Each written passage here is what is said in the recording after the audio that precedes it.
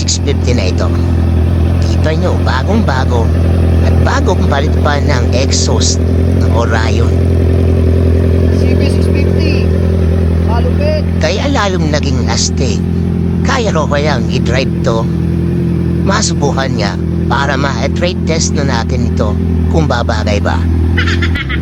O sadik, dahan-dahan lang ha. Hindi ka sanay dyan. Big bike yan. Mahirap na ba ikaw sumemblang at tumumba?